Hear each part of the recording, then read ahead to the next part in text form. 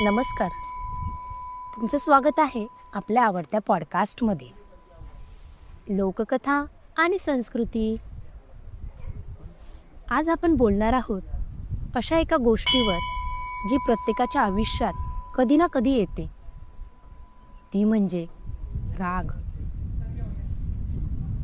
कधी कधी आपण म्हणतो, मला माहीत होतं हे चुकत आहे, पण तरी मी तसंच केलं. असं का होतं? याच प्रश्नाचं उत्तर अर्जुन श्रीकृष्णांना विचारतो.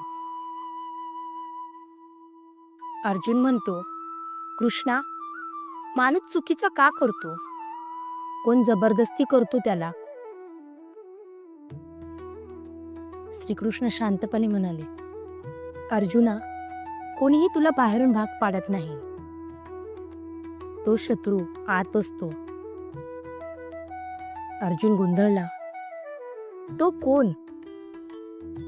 कृष्ण म्हणाले, तो आहे राग. पण तो लगेच राग म्हणून येत नाही. तो आधी इच्छा बनतो. इच्छा अपेक्षा बनते. अपेक्षा मोडली की राग जन्म घेतो. कृष्ण पुढे म्हणाले, अर्जुना, राग फक्त युद्धात येत नाही. तो घरात येतो, नात्यात येतो आणि माणसाला स्वतःपासून दूर नेतो. राग आला की माणूस बरोबर चूक सर्व विसरतो. फक्त स्वतःचं म्हणणं खरं वाटतं. अर्जुन विचारतो, मग राग कसा गेला पाहिजे?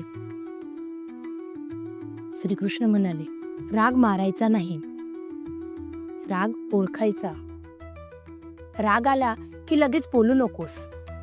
थांब, एक श्वास घे आणि स्वतःला विचार, हे कर्तव्य आहे की फक्त माझा अहंकार?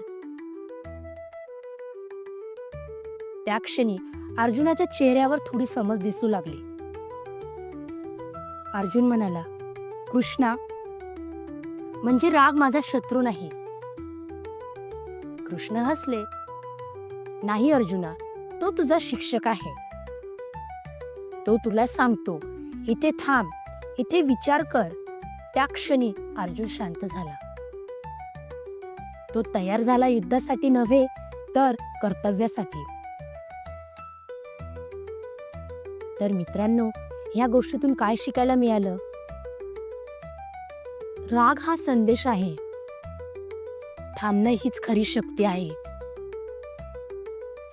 श्रीकृष्ण आपल्याला आत बघायला शिकवतात.